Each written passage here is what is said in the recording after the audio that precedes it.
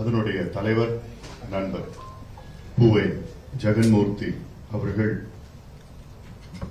இன்று தமிழ்நாட்டில் உள்ள பட்டியலின மற்றும் பழங்குடி மக்களின் சார்பில் ஒரு நிழல் நிதிநிலை அறிக்கை வெளியிட்டிருக்கிறார்கள். இந்த அறிக்கையை நாங்கள் வரவேற்கின்றோம். இந்த அறிக்கையை தமிழக அரசு உடனடியாக பரிசீலனை செய்து இதில் இருக்கின்ற குறைபாடுகள் எல்லாம் சரி செய்ய வேண்டும் என்று இங்கே வருகை தந்திருக்கின்ற அத்துணை தலைவர்கள் சார்பிலே தமிழக அரசை நாங்கள் கேட்டுக்கொள்கின்றோம். இந்த நிழல் நிதிநிலை அறிக்கை வெளியிட்டு இந்த நிகழ்வில் கலந்து கொண்டிருக்கின்ற எங்களெல்லாம் அழைத்த புரட்சி பாரதின் தலைவர் மரியாதைக்குரிய நண்பர் பூவை ஜெகன்மூர்த்தி அவர்களும்,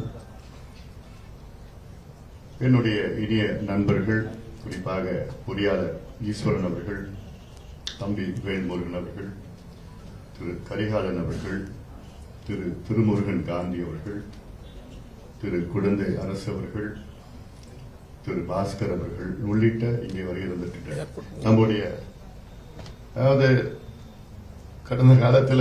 கடந்த ஆட்சி காலத்தில் சமூக நீதிக்காக எங்கே ஒரு கூட்டத்தை போட்டாலும், எங்கே போராட்டத்தை அறிவித்தாலும் அங்கே முதல் நிற்பவர் ஏர்போர்ட் மூர்த்தி அவர்கள். அந்த வகையில் இங்கே வருகை தந்திருக்கின்ற அனைத்து தலைவர்களுக்கும் என்னுடைய பணிவான வணக்கங்கள். ஆக்கப்பூர்வமான ஒரு நிழல் நிதிநிலை அறிக்கை குறிப்பாக பட்டியலின மற்றும் பழங்குடி மக்களுக்காக வெளியிட்டிருக்கிறது புரட்சி பாரத கட்சி. இதை அவர்களுக்கு எங்களுடைய வாழ்த்துக்களை தெரிவிக்கின்றோம். மிக முக்கியமான இந்த ஒரு அறிக்கை இது. பட்டியலின மக்கள் மற்றும் பழங்குடி மக்கள் சமூகத்திலே கடைகோடியில் இருக்கின்ற மக்கள். இவர்கள் முன்னேறினால்தான் தமிழ்நாடு முன்னேறும். இவர்கள் இல்லாமல் தமிழ்நாடு முன்னேற்றம் அடைய முடியாது. ஆனால் கடந்த 60 ஆண்டு காலமாக அந்த ஒரு சூழல் அமையும். இந்த மக்களுடைய வாக்குகள் மட்டும் சேகரித்து ஒரு வாக்கு வங்கியாக கடந்த காலத்திலே பயன்படுத்தினார்கள் அரசியல் இயக்கங்கள். அவர்களுக்கு உண்மையான வளர்ச்சி வேண்டும், சமூக நீதி வேண்டும். அதற்காகத்தான் நாங்கள் எல்லாம் இங்கே ஒன்றாக வந்திருக்கின்றோம். இதன் பிறகும் ஒன்றாக பயணித்து பட்டியலின பழங்குடி மக்களுடைய சமூக நீதிக்காக என்னென்ன தேவைகளோ அதை உறுதியாக நாங்கள் செய்வோம். நம்முடைய அரசியல் சாசனம் 46வது பிரிவில் இருக்கிறது. ஒடுக்கப்பட்ட மக்களுக்கு தனி கவனம் செலுத்த வேண்டும் என்று கான்ஸ்டிடியூஷன் ஆஃப் இந்தியாவில் இருக்கிறது.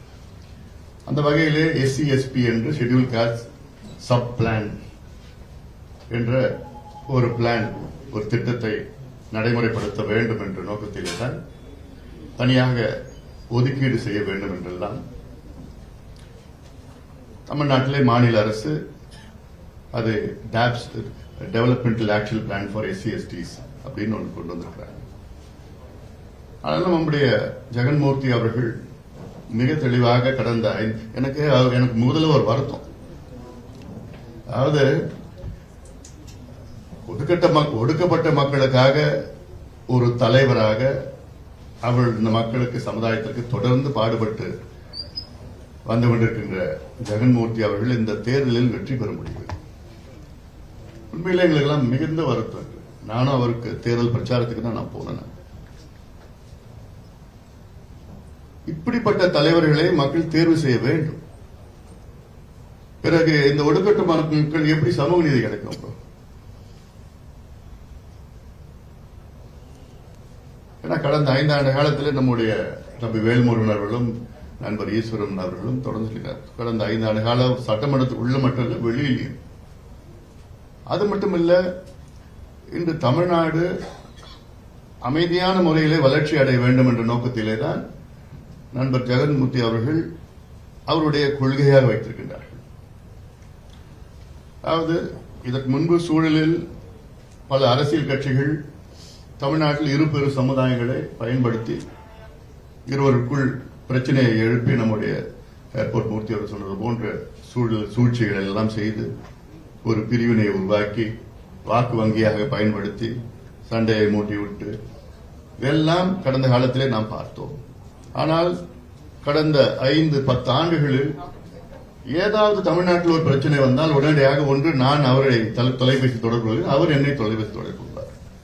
ஆனா இங்க வந்திருக்குன்னா இதில் பிரச்சனை உடனே நான் அங்க இருக்கின்ற அமைப்புகள் இருக்கின்ற நம்ம கட்சி சார்பில் பேசி எதுவும் வரக்கூடாது, எந்த பிரச்சனையும் வரக்கூடாது.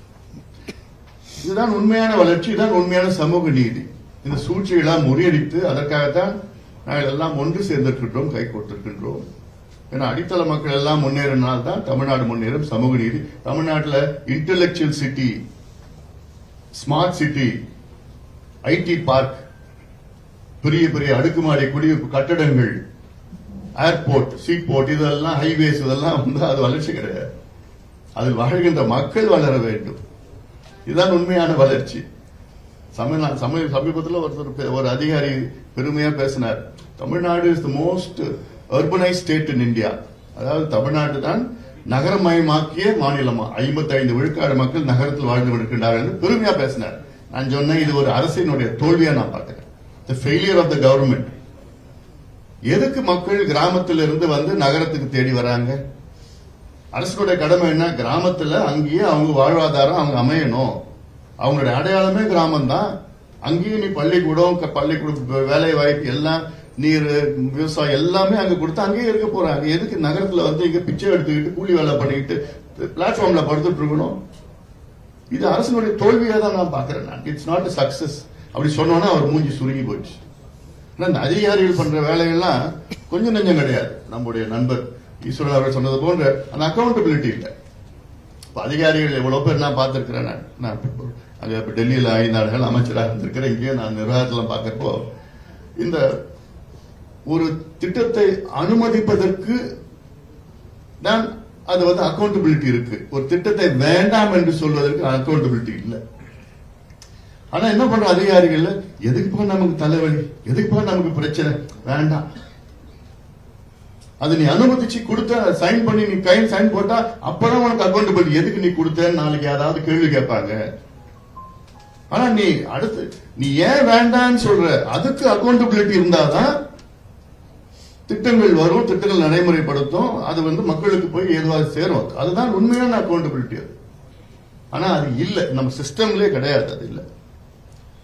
அதனால இதை பல மாற்றங்கள் எல்லாம் நாம் கொண்டு வர வேண்டும், நிர்வாக மாற்றங்கள் எல்லாம் கொண்டு வர வேண்டும். புதிய அரசு வந்திருக்கிறது, 3 மாதம் தான் வந்திருக்கு. இன்னும் கொஞ்சம் நமக்கு நேரம் கொடுக்கலாம், காலம் கொடுக்கலாம். எதிர்பார்ப்புகள், நிறைய எதிர்பார்ப்புகள் இருக்குன்னா இந்த புதிய அரசுகள் அதிக வாக்கு இந்த அரசுக்கு போட்டது வந்து பட்டியலின மக்கள், பழங்குடி மக்கள் தான். இதை இந்த அரசு புரிந்து கொள்ள வேண்டும். அந்த வாக்குகள், பட்டியலின மக்கள் போட்ட வாக்குகளால் தான் இப்போ இந்த அரசு வந்திருக்கிறது, தமிழ்நாட்டில் வந்திருக்கிறது. இது அவங்களுக்கும் தெரியும் நினைக்கிறேன் நான், எங்களுக்கு தெரியும் அது. அதனாலதான் இப்போ இந்த பேக்லாக் வேகன்சியா இருந்தாலும் சரி, இந்த ஒதுக்கீடு இருந்தாலும் சரி, ஒதுக்கீடு எங்களை பொறுத்த வரைக்கும் இன்னைக்கு பாத்தீங்கன்னா 2011 சென்சஸ் படி தமிழ்நாட்டில் பட்டியலின மக்கள் வந்து கிட்ட 21 விழுக்காடு. ஆனா அதுல இன்னும் எதுவும் அதை பத்தி எதுவும் யாரும் பேசப்படவில்லை. இப்ப இந்த சென்சஸ்ல நிச்சயமா 22 விழுக்காடு வந்திருக்கும். 22 விழுக்காடு ஒதுக்கீடு செய்யணும். தமிழ்நாடு பட்ஜெட் பாத்தீங்கன்னா 4,63,000 கோடி மொத்தம் பட்ஜெட். அதுல வந்து வருவாய் செலவினம் பாத்தீங்கன்னா 4,05,000 கோடி. அந்த 4,05,000 கோடியில எங்களை பொறுத்த வரைக்கும் 22 விழுக்காடுன்னு போட்டா 89,000 கோடி ஒதுக்கீடு செய்யணும். ஆனா இவங்க எவ்வளவு ஒதுக்கீடு செஞ்சிருக்காங்க? 25,000 கோடி இந்த ஆண்டு, கடந்த ஆண்டு 20,000 கோடி, அதுக்கு முன்பு 19,000 கோடி, அதுல கிட்டத்தட்ட 4,000-5,000 கோடி வந்து செலவு பண்ணல. மத்தியில நான் அமைச்சர் அந்த நேரத்தில் இந்த நைப்பர்னு ஒன்று இருக்கு, வடகிழக்கு பகுதி, நார்த் ஈஸ்ட் இந்தியாவில், அசாம், மேகாலயா, மிசோராம், அந்த பகுதியில் இருக்கிற ஃபண்ட்ஸ் அலாட் பண்ணா, அந்த ஃபண்ட்ஸ் செலவு பண்ணா அடுத்த வருஷம் அப்படியே ரெக்கரிங் ஆயிடும். அடுத்தடுத்து வந்துட்டே இருக்கும். அதுல வந்து அது எங்கேயுமே காணாம போகாது. அதே போன்ற ஒரு சூழல் தான் இங்கேயும் வரணும். பட்டியலின மக்களுக்கும் பழங்குடி மக்களுக்கும் எவ்வளவு நீங்க ஃபண்ட்ஸ் கொடுக்குறீங்களோ அதை செலவு பண்ணலையா, அடுத்த வருஷம் அடுத்த ஆனா அடுத்த வருஷம் இந்த பட்ஜெட்ல அவங்க வச்சு இது மிச்ச பீதி பண்ணலாம் பண்ணக்கூடாது. இவங்க பண்ணிடுவாங்க, அது வரக்கூடாது. இது தனியா ஒதுக்கீடு, நீ பட்ஜெட் போறீங்களா, அடுத்தது இதை போட்டு பண்ணணும். அந்த அக்கௌண்டபிலிட்டி இல்ல. இப்போ நண்பர் ஜெகன்மூர்த்தி அவர்கள் சொல்லியிருந்தார், திட்டங்களுக்கு வந்து புலி வளர்க்குற திட்டத்தில் அதுல காசு போடுறதுல எங்க இருக்குது? இவ்வளவு விவசாயத்திற்கு கிட்டத்தட்ட 49 திட்டத்துல 4 திட்டத்துல மட்டும்தான் பட்டியலின மக்களுக்கு இருக்கு. 45 இல்ல, வரல. அதுல கிட்டத்தட்ட பாதிதான் செலவு கொடுப்பாங்க, பணம் கொடுப்பாங்க. ஏன்னா விவசாயத்துல கூலிகளாக தான் இருக்கிறாங்க, நில உரிமையாளர்லாம் கம்மியா தான் இருக்கிறாங்க. அப்போ இந்த நிதியை அது வந்து ஒரு வெளிப்படைத்தன்மையுடன் அதை கடைபிடிக்க வேண்டும், நடைமுறைப்படுத்த தமிழக அரசுக்கு நாங்கள் எல்லாம் கேட்டுக்கொள்வது இது ஒரு பக்கம். அடுத்தது நம்மளுடைய இன்னொன்னு எங்களுடைய யோசனை என்னன்னா, இப்போ ஒப்பந்தம் இருக்கு தமிழ்நாட்டில், கான்ட்ராக்ட்ஸ் இருக்கு. இப்போ பிடபிள்யூடி கான்ட்ராக்ட், ஹைவே கான்ட்ராக்ட், மற்ற கான்ட்ராக்ட்லாம் இருக்கு. அந்த கான்ட்ராக்ட்ல ஒப்பந்தத்தில் பட்டியலின மக்கள், பழங்குடி மக்களுக்கு ஒரு 10%, 15%, 18% கான்ட்ராக்ட் கொடுக்கணும், ஒதுக்கீடு செய்யணும். இதான் உண்மையான சமூக நீதி. பொருளாதார முன்னேற்றம் நிச்சயமா கிடைக்கும். அதுல இதெல்லாம் இது ஏதோ எங்க கட்சி கொள்கைகளை நாங்க வச்சிருக்கிறோம். நாங்க பட்ஜெட்ல தான் நாங்க எங்களுடைய, உங்களுக்கு தெரியும் நண்பர் ஈஸ்வரன் சொன்னது போன்ற 24 ஆண்டு காலமாக நிழல் நிதிநிலை அறிக்கை வெளியிட்டிருக்கிறோம். 19 ஆண்டு காலமாக நிழல் வேளாண் நிதிநிலை அறிக்கை வெளியிட்டிருக்கிறோம்.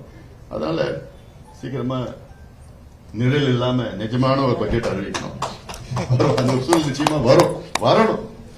ஏன்னா எவ்வளவு மக்களுக்கு செய்யணும், மக்களுக்கு இது வந்து செய்யணும்னு ஒரு ஆதங்கம் இருக்கு. இவ்வளவு காலமா நம்ம கடந்து வந்த பாதைகள், கடுமையான பாதைகள், தெரிஞ்சு எல்லாமே தெரிஞ்சு பிரச்சனைகள் என்ன, தீர்வு என்னன்னு நமக்கு தெரிஞ்சு பண்ணிட்டு இருக்கோம்.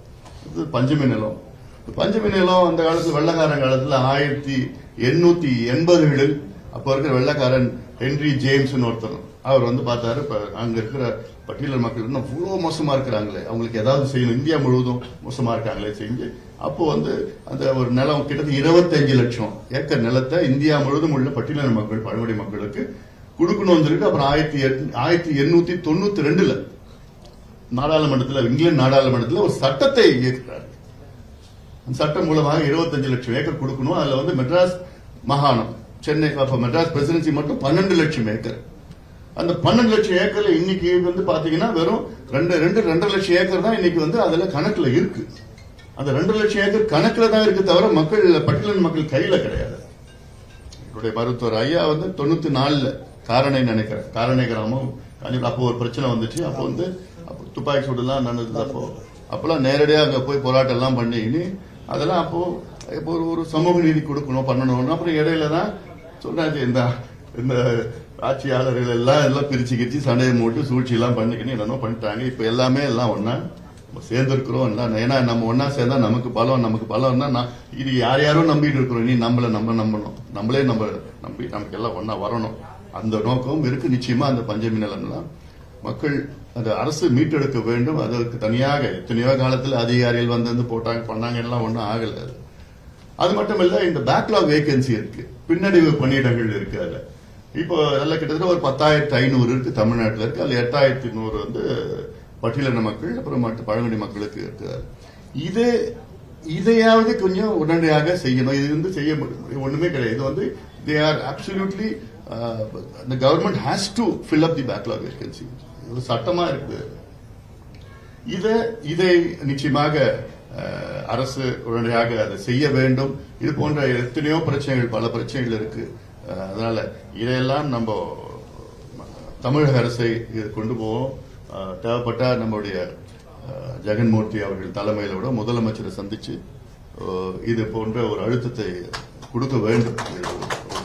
எல்லா தலைவர்களாக நம்ம போய் பார்த்து சொல்லி இதை செய்யணும்னு நிச்சயமா அதை போய் ஒரு நேரம் வாங்கிட்டு பண்ணா அப்பதான் அதிகாரிகளுக்கு இன்னும் அழுத்தம் வரும். ஏன்னா இப்ப இந்த அரசு வந்து பாத்தீங்கன்னா அவங்களுக்கு வந்து ஒரு அனுபவம் இல்லை. அனுபவம் இல்லாத காரணத்தால அதிகாரிகள் என்ன சொல்றாங்களோ அதை கேட்டுட்டு இருக்கிறாங்க. அதிகாரிகள் நல்ல வகையுமே சொல்ல போறது கிடையாது. அதிகாரிகளுக்கு சமூக நீதி என்னன்னு தெரியாது. அந்த அடிப்படையே கிடையாது. சமூக நீதினா என்னன்னு தெரியாது. அதனால அவங்க சமூக நீதிக்கு வேற விதமா தான் சார் இதெல்லாம் இப்படி வரும், அப்படி வரும், இப்படி வரும்னு சொல்லிட்டு எல்லாம் இருப்பாங்க. அதான் நான் சொன்னேன், ஒரு முறை முதலமைச்சரை பாக்குறப்ப சொன்னேன், தயவு செய்து அதிகாரிகள் சொல்றதை கேட்காதீங்கன்னு சொல்லிட்டேன். அது குறிப்பா இந்த விவசாயிகளுடைய இந்த கடன் தள்ளுபடி செய்யறதுக்காக நான் சொன்னேன், தயவு செய்து அதிகாரி சொல்றது கேட்காதீங்க, உங்க மனசாட்சி என்ன தோணும் அதை செய்யுங்க, அது நீங்க கடன் தள்ளுபடி செய்யணும்னு சொல்லிட்டு. அதனால கொஞ்சம் இன்னும் கொஞ்சம் நேரம், கொஞ்சம் காலம் கொடுக்கணும். 3 மாசம் தான் ஆயிடுச்சு. அந்த வகையில இந்த நிழல் பட்டியல் மக்கள் பழங்குடி மக்களுக்கு. இன்னொன்னு பழங்குடி மக்கள் இன்னும் மோசமா இருக்காங்க. அந்த அந்த சின்ன அந்த அவங்களோட கதவு கிட்ட கூட அந்த வளர்ச்சி போல, அந்த தெருவுக்கே போல, அந்த பகுதியிலே போல, ஊருக்கே போல, அப்படி ஒரு சூழல் இருக்கிறாங்க. ஏன்னா நான் தருமபுரியில பார்த்தா சித்தேரி சிட்லிங்ல எவ்வளவு வத்தல் மலையில நாங்க போய் பார்த்தா எவ்வளவு பேர் இருக்காங்க, பழங்குடி மக்கள் நிறைய இருக்கிறாங்க. அவ்வளவு பாவமா இருக்கும். ஒண்ணுமே அவங்களுக்கு அது மாதிரி ஒரு திட்டம் இருக்கிறது கூட தெரியாத ஒரு சூழல் வாழ்ந்துட்டு இருக்காங்க. இதையெல்லாம் நம்ம எடுத்துட்டு போனோம். நம்ம இருக்கின்ற இயக்கங்கள் சார்பில் தலைவர்களாக இது நம்முடைய கடமை, நம்முடைய உணர்வு. அது சமூக நீதி அடிப்படையில் நம்ம எல்லாம் ஒன்று சேர்ந்திருக்கின்றோம். அந்த அடிப்படையில் நாம் முன்னேறுவோம், கடந்து செல்வோம்.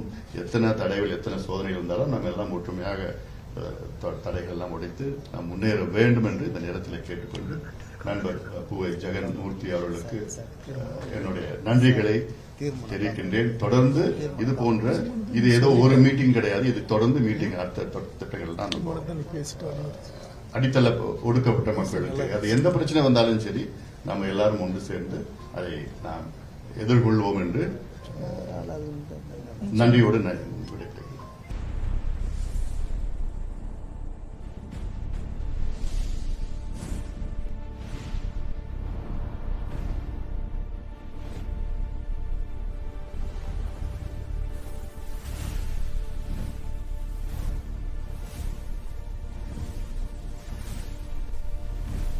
From politics to spirituality, from cinema to crime, one network connects the Tamil world.